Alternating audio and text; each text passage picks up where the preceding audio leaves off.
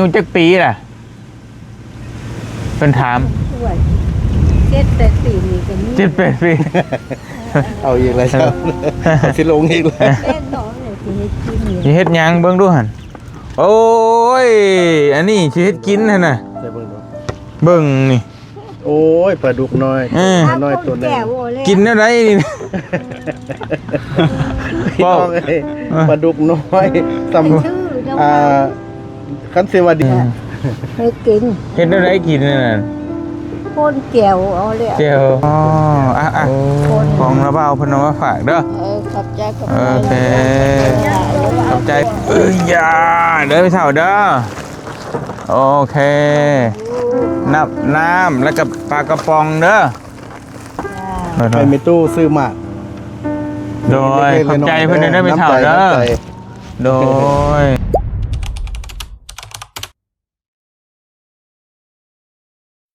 เอาพี่น้องเนาะ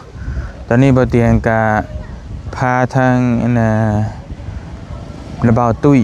เพิ่นมาหายายเนิร์ดได้เฒ่าที่เราอยู่ผู้เดียวนั่นแหละพี่น้องเนาะ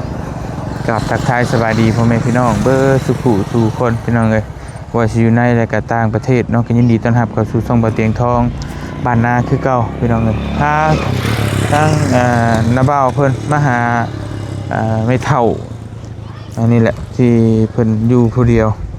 พี่น้องเนาะโดยสบายดีเด้อบ้านบ้านหนองบัวไซ บ้านหนองบัวใสเนาะ โดย เขาเว้าผิดวันนาใส โดยก็พอดีทั้งสบายดีทั้งระเบาเพิ่นอีกรอบหนึงเนาะก็ไม่เท่านี่ที่ว่าทั้งน้องเคยมาถ่ายเราอยู่ผู้เดียว โอ้ บ่มีลูกบ่มีหลานบ่มีหยังรู้ได้เลย นี่ ดินนี่ก็เป็นดินร่วมบ้านให้อยู่นี่ก็ใจตนเราอยู่เฒ่าแห้ง จอย เดี๋ยวเราเผื่อระบาวมีแนวจังไห้เรากินแล้วผากต้อนเล่าหั่นนะก็มาเบิ่งน้ำกัน คุณลุงเสียราศีจะได้ โดย ตามที่ว่าคนคือ โดย เนาะนี่แต่ว่าเขาขึ้นไปหา ทั้ง คนบอก เด็กน้อยบ่ลงตลอดบ่อย่างว่ามัน ปิดฮ้อนแล้วฮะปิดจักรรถโดยอันตรายเด้อฮะพี่น้องเอ้ยเนาะ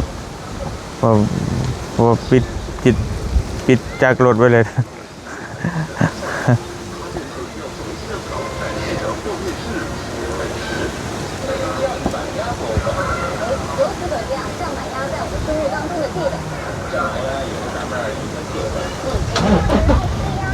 ไปเนาะ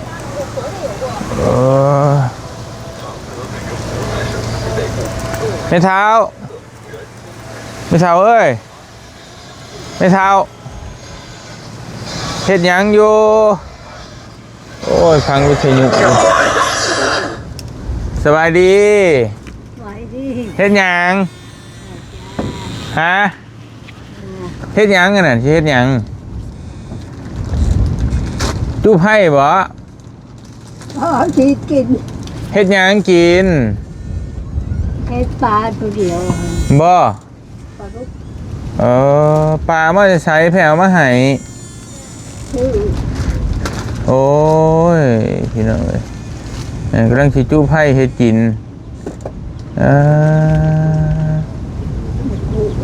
โดย90ปลายแล้วมั้ง อยู่คนเดียว ลูกผู้เดียวเลยบ่มีไผ ลูกหลาน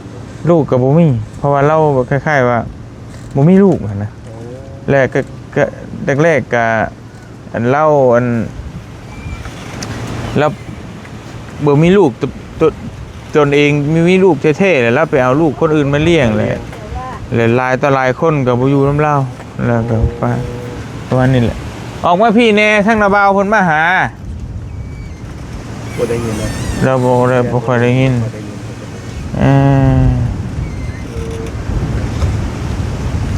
ดินนี่เขาบ่แม่นดินเรา โดยตามเพิ่นแม่นเพิ่นดินร่วมดินหยังบ้านให้อยู่อย่างนี้ใช่ไหม โอ้เพิ่นอยู่กินจังได๋หาอยู่ ก็นั่นแหละอันนี้กำลังจู้ไผ่อยู่ครับไปเบิ่งก็ได้ โอ้ กำลังสิจู้ไผ่เฮ็ดกิน สบายดีแม่นเฮาเฮ็ดหยังกินเนาะ สบายดีดู สบายดีในตู้เฮ็ดหยังกิน เฮ็ดปลา ป ปลาเขาไปหามาบอกคือว่าไปซื้อมาเลยนี่ไปได้มาได้อยู่มาเนี่ย บ่ย่างก็บ่ได้ โอ้ย่างกับบ่ได้ เด้อ ไปได้มาได้ ๆ ระวังหัวโอ้อยู่คนเดียวกันลำบากเลย เด้อ แต่ว่าเขาเอาเครื่องไว้เพิ่นโดนเอิ้นเพิ่นเลย เด้อกระเทิบไปกระเทิบมาลงมาพี่ได้บ่เดี๋ยวเพิ่นมาเบิ่งนั่นแหน่จะข้าวหนึงนี่เป็นได้ขาย่างได้อยู่บ่ ย่างกับย่างเลยนั่นนั่นเลย อืม เราสาวลงมาทำไมนี่ได้ แม่น เอาเห็ดหาวลงมาเนี่ย ลำบากดีเลย กันลำบากแล้วเนาะลูกหลานก็บ่มีอยู่คนเดียวเข้ามาแล้วตายบุยผู้เบิ่งผู้เมียงไปตู้ซื้อหยังก็ไปตู้ซื้อหยังซื้อ ซื้อหยังบอกระบาวคนนี้เจ้าซื้อหยัง เจ๊ไหนกำเลย ฮะ ไหนก ไม่เท่าก ำไหนเท่าก เมเท่ากรรม เมเท่ากรรม ำจ้า โอ้ลูกหลานนี่บ่มีบ่ วันนี้แล้วเขาก็ไปเวิร์ดจะไปทั้งใดทั้งยานี่กับหมูโอ้ย แม่เฒ่าอายุจักปีแล้ว อยู่คนเดียว อายุจักปีล่ะเป็นถาม ด้วย7-8 ปีนี่ก็มี 7-8 ปี เอาอีกแล้วครับเอาสิลงอีกแล้ว แม่หนอนแล้วบอกว่าแม่กับบุญจักโอ้ย โดย 8-90แล้ว จ้า เลย ลักษณะเขาเก่าเครื่องไม้เพิ่นลักษณะ เลย ป้ากับนี่เลยที่ให้กิน สิเฮ็ดหยังเบิ่งดูหั่นโอ้ยอันนี้สิเฮ็ดกินหั่นน่ะ ใส่เบิ่งดู เบิ่งนี่ โอ้ยปลาดุกน้อยน้อยตัวนึง กินแนวใดนี่ พี่น้องเอ้ยปลาดุกน้อยซ้ำ ชื่อเจ้า คันสิว่าดิวซี่ก็ว่าแต่ยังดิวซี่ก็สิใหญ่อยู่ซ้ำดิวก้อยเนี่ยเลย เว้าขอโทษนำคือว่าเฮากินกับคำนึง ก็แม่นั่นแหละ เจ้าชื่อบ่นี่ ชื่อ เท่าไรนี่น่ะ ว่าแล้วแล้วก็7-8โตแล้วก็ โอ้หลายตัวอยู่ 2,000 ใช่บ่คล้ายๆว่าเราชื่อเป็นหลายตัวแต่น้องเรือเท่านี้แล้วเฮ็ดกินเท่าละตัวอืม โอ้8ตัว เรือตัวเดียวนี่ ตัวเดียว กินเท่าละตัวเอาวะ เนี่ยก้างตัวเดียวเดียวก็ให้กิน เฮ็ดได้ไรกินนี่น่ะ พ่นแก้วเอาเลย เจียว ป่นแก้ว โอ้ พ่นนั่นเลย คนปลากระป๋องเขาเนี่ยสิบ่ได้กินหลายคนนั้นเลย โดย เนาะ โดย ตอนเขาก็คงยังที่ไปเพิ่นนั่นน่ะกินง่าย พี่น้องเอ้ยถ้าได้กินข้าวเที่ยงบ่ ยังบ่ทันได้กินเขา โอ้เมื่อเช้านี่กินกับหยัง มื้อเช้านี่หันกินกับเขียด บ่เขียดเอามาจะใช้ เขียดเขาเอาให้ เชื่อไปชื่อมาให้งามแทน อืม ฮะไปชื่อมาให้ เอาแล้ว เอาเร็ว เงินไปก่อลืม ไผคิดมึงดูคิดมึงดู บ่รีบ่ ฮะ คือ เบิ่ ว่าง บ่รีบ่ได้เด้ แม่นบ่ว่าผมเอาไม้ดูเอาไม้ดู บนเตียง แม่นบ่ ๆชื่ออะไรวะเนี่ย จักแล้ว โอ้ย โอ้จัก บ่จื้อคนนี้ โอ้ โซ่คือบ่ชื่อเด้อยัง จื้อบ่เห็นอุ้งลูก อ๋อ ไปลุงพอดาดพอดีเห็นแล้ว ลองถามมึงเล่า มั่วอยู่ เชื่อบนเตียงได้ชื่อมาให้ มันก็มั่วอยู่ เห็นเฮาอยู่บ่นี่ เห็นอยู่ บ้าวหยังนี่บ้าวหยัง แต่ว่า บ้าวเบิ่ง เจ ดู อลืมเลยเด้ ฮะ ลืมเลยเด้ ลืมแล้วโอ้แต่น้อยใจแท้ แล้ว เออ มันบ่เห็นอุ้ง โอ้ บ่เตียงบ่รวม โดยแม่นแล้วบ่เตียงทอง จ้า อืม เออ บ่ได้มีไผมาหาบ่เดี๋ยวนี้ เออ บ่ได้มีคนมาเยี่ยมบ่ มาเยี่ยมอยู่มันต้องมีให้ก็อันนี้ครู โอ้ยังผู้มาเยี่ยมโอ้เพิ่นได้หยังมาฝาก เพิ่นได้เข้าทาน คือระวังเช่าโลกบอกว่าได้ไหน โดยผม ผมพื้นหนึ่ง เพิ่นมาแต่ใช้บ่ได้ถามเพิ่นบ่ เพิ่นมาแต่บุญได้มาแต่บ้านแทบเรื่อยหนูน้ำจันทร์ ปอหนองน้ำจันทน์พ่อโอ้มาจากเมืองจำพรพุ่น นั่นเอง จำก้อนเนี่ยอยู่ทาง ไปนี่ไปทั้งนี้ก็ได้ขึ้นไปเลี้ยวไปนี่ก็ ค นี่ น ทั้งสุยทั้งนี่อันรัก35นี่ก็แม่นจำพรโดย ที่องค์ ฮะ เพิ่นมาหานะ อืม สี่องค์ สี่องค์เลยโอ้ แล้วก็อันพอออกคำผู้หนึ่ง อืม แต่น้องน้ำจันทร์ โดย ป้า โดย เป็นมาต้อนแล้วก็ผมผู้หนึ่ง โดย แล้วก็อันเข้าชั้น อืมพี่น้องพี่น้องเป็นเมื่อแต่เช้าพุติ จนเมื่อแต่เช้าหมูหมด โดยเราก็บ่ค่อยเห็นหุ่งแล้วพี่น้องเฒ่าแห้งเลยนะจากความสิว่าผมสิว่า น้องเหนือเตียง อืม วันที่ บ่เตียงเบาลีน่ะน้องเฮาน้องชายเฮา อ่า อ่าเฮาน่ะบ่เตียงโดยก็เลยสิพานาบ่าวตุ้ยเพิ่นมาหามื้อนี้เพิ่นมีเครื่องมาฝากมาต้อนนั่นแหละเนาะโดยมีแต่พี่น้องเอ้ยเพิ่นก็โอ้อีตุนเด้สิเฮ็ดแนวใดบ่เตียงก็มาเห็นแต่ละเทื่อก็จะอุกใจแล้วอยู่ผู้เดียวจังซี่พี่น้องเนาะลูกหลานก็บ่มีเลยนับมือแฮงนับย่างบ่ได้นับเท่าลงเลยช่วยเรือตัวเองบ่ได้ ขบยางอย่างใส่จุดเขาคอยอะไรคันว่าจะไปไวปัดมันเจ็บยังเจ็บดีนั่นเลยก็ไปไวปัดจะล้มโอ้ยแต่อยู่คนยัง เด็กนี่อยู่ท้องเถื่อช้ำเถื่อลูก ล่มนะ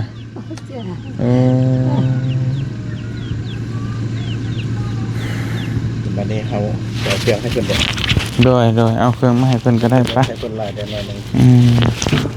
อีตุนเพิ่นน้ น้ำเนี่ยแบบมันไผตักมาให้เพิ่นแล้ว ำเด็กน้อยเด็กหยังหั่นแหละมันเด็กลูกน้ำบ่ใกล้จังซี่กับ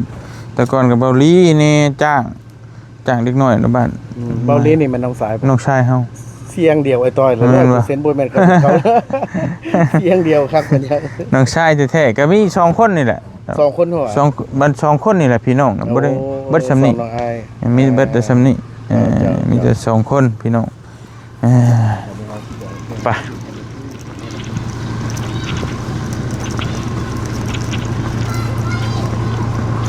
รถนี่พร้อมลุยขนาดเนาะบ่โฟวินพี่น้องจัก 2,800 บ่ แม่แล้ว ว้าเฮงเป็นเฮงพี่น้องเอ้ย เอาเลย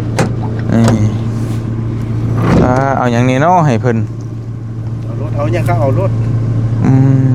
พี่ เอา น้อง น้ำให้เพิ่นเด้อ เอาน้ำนี่เนาะ น้ำ โอเคน้ำสะอาดแม่นเราบ่ค่อยมีน้ำสะอาดกินอันนี้ปลากระป๋องเอาปลากระป๋องจักแพ็คเนาะ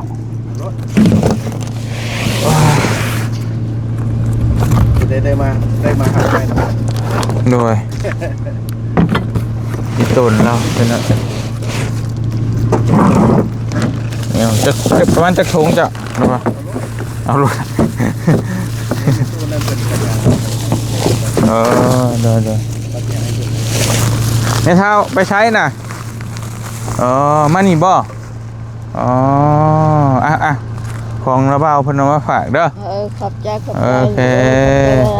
ขอบใจเพิ่นแน่ ที่ไปทางไหนไม่ต้อง เด้อ รวยเด้อโชคดีเด้อมาถึงตลาดตังหามตังไหนให้เพิ่น ไปใช้ก็ เพิ่น ไปตั้งน้ำให้เพิ่นบ่ซอยกัน ดำ น้ำ เด้อ ทุกกำ ปู เลย ปลาเนื้อห้ามี อืมอืม เปิดไปเปิดทางชน โดยเจ้าน่ะเป็นพี่น้องกับเพิ่นบ่หรือว่าบ่แม่น เป็นเพื่อนกันนี่แหละ เป็นเพื่อนกันโอ้โห เป็น เพื่อน เพื่อนกัน โอ้เป็นหมู่กัน เป็นหมู่กันก็เพิ่น อายุบ่ได้สำคัญติ โอ้ย หรือว่าสำคัญ มาแล้ว80เนาะ น้องเจ้าจักปีเจ้า ค่อย60 60อ๋อ65อืมมีเพื่อนแก่กว่าบ่อยู่ใช่เพื่อนเจ้าอันนี้บ่อยู่ใช่ โอ้ยมีชนจัง เอาอีกถุงหนึงใช่เอา ขอบใจ ขอบใจที่มาดูแลเพิ่นเด้อ ให้อยู่ดีมีแฮง โดย ไป ของ ตลด ของน้าบ่าวเพิ่น โดยขอบใจ อยู่ดีมีแฮงอยู่ดีมีแฮง ขอบใจหลายๆลูกเอ้ย โดย โดย อันพื้นเพิ่นบ่มีก็ไปยก เออ น้ำมีเพิ่นตักเพิ่นให้เพิ่น เพิ่นมาดูแลนะ พื้นบ่มีก็หาให้น้ำบ่มีก็ตักให้เพิ่นให้มาเฮ็ดค่อยวานคืนนี้แดดแบบต้มให้ยังค่อย อืม เฮามียังกินกับบางเอามาให้เพิ่นกิน อืม เพิ่นว่าหวดข่อยไฟไหม้แล้วมีบ่มีไปเอาเพิ่นมาให้เพิ่นนั่งเผาเด้อไฟไหม้หมด ขอบใจเด้อขอบใจแม่ไปเอาอันนี้ไปให้เพิ่นก่อน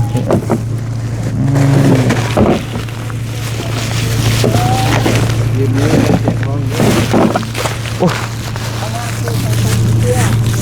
เอาปูไม้คนเที่ยวคนเที่ยว ใส่กระจาใส่ของกินคนไว้จะคอยใส่กระจาไปถามเด้อกระจา เจ้า ไปถาม หาหิ้วก่อน เดี๋ยวได้ไป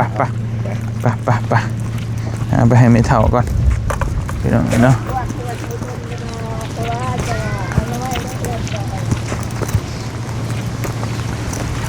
แล้วก็ไว้กับคนจะยักโตมาเอาผัว อย่าเด้อไม่เท่าเด้อโอเคน้ำแล้วก็ปลากระป๋องเด้อโดยแล้วก็มีแล้วก็ถุงยังชีพนี่นะมีกับปลากระป๋องทางนาบ่าวตุ้ยเพิ่นเอามาฝากเด้อเป็นไง ให้เป็นซื้อมาเลย โอ้ จับมือเด้ ให้ อ อยู่ดีแห้งดู โดยอ๋อเพิ่นเอาเงินให้ เดี๋ยวเอาไปไว้ โดย ไปมีตู้ซื้อหมาก โดยขอบใจเพิ่นได้ไม่เท่าเด้อโดยแล้วไปซื้อข้าวหมากกัมพูเด้อ กูมียาก่อนแล้ว เจ้าแล้วหาให้เนาะ ปลูกยาขอบเลย แม่นบ่เพื่อนเจ้า เพื่อนเจ้าบ่แม่นนั่นแหละอ๋อ เที่ยวสักแล้วคนละ เจ้าน่ะตักให้ติ บุมีเกิลเปล่าให้ เออ เกิลคือเจ้า เออ ข้าวหมูได้ตักนอก เออ ตักไว้ไหวหวานตะกี้จะเพิ่งจะพยังแข็งไปอย่าง โดยไปฉันทำเดินทางต่อกันเด้อ เอาคนดีเล่าดี โดยขอบใจนะบ่าวเพิ่นแน่โดย ขออยู่ดีมีแห้งเด้อไปตู้เด้อ โดย ไปใส่ไปทางกับพบกันก็จื้อนะ โดย สาธุอยู่ดีมีแห้งได้ไปเท่าเด้อไปพี่น้องเนาะพี่น้องไป มาแล้วก็เอาน้ำมันเพื่อน โดยเอาพี่น้องพี่น้อง ได้แม่ที่ทำแล้วที่ไปทั้งหมด กะช่างน้ำเบาตุ้ยเพิ่นแล้วก็ถ่ายคลิปน้ำลงมีอยู่ช่อง YouTube น้ำพี่น้องมากับลูกสาวกับลูกชายแต่เพิ่นก็บ่ลงรถดอกเพราะว่าเด็กน้อยเพิ่นน่าจะบ่อยู่เดือนในเมืองแหละบ่ค่อยออกแดดออกหยังเนาะก็มีแต่ว่าเฮานี่แหละพาเพิ่นไปแจกให้มันเบิดตามที่ว่าบ้านนอกบ้านนาต่างๆที่เฮาเคยไปเห็นไปนั่นแหละก็จังว่ากันพี่น้องเนาะวันนี้ก็จังระบาวเพิ่นพี่น้องเอ้ยขอบใจหลายๆเด้อว่าเด้อที่ ขอบใจน้ำ มาแบ่ง เราเตียงท้อง แบ่ง ที่ว่า ปันน้ำจิตน้ำใจ สละเวลาที่ว่ามาเอาบุญน้ำกัน โดยก็เพราะว่าเพิ่น ใส่ ลงมาหาเฮาพี่น้องเฮาก็ในฐานะที่ว่าเป็นคนแก้วนี่เนาะก็สิได้พาไปก็เพราะฮู้อยู่หลายหม่องหลายบ่อนอยู่พี่น้องเอ้ยก็ไปเบิ่งหลายหม่องหลายจุด แล้วก็แบ่งปันกันไป เจ้า เนาะแบ่งปันน้ำจิตน้ำใจกันไป เจ้า แต่ว่ารอบนี้เฮาสิไปแถวๆใกล้ก่อนรอบหน้าจะจังบุกนักเนาะถ้าว่ามีโอกาสอีกพี่น้องเอ้ยจะได้ขอบคุณขอบใจเด้อ ขอบใจน้ำ โดยระเบาโดยมีแต่ซีตามหลังคือเก้าหันแล้ว เดี๋ยวเดินทางต่อเขาก็จะไปหมดละ ขึ้นหลังเหรอ โดยกลับขึ้นละ โอเค มีหลายบ้านหลายเมืองไปกันต่อพี่น้องเอ้ยอยู่ดีมีแห้งมกขอบใจหลายๆเด้อบ๊ายบายไป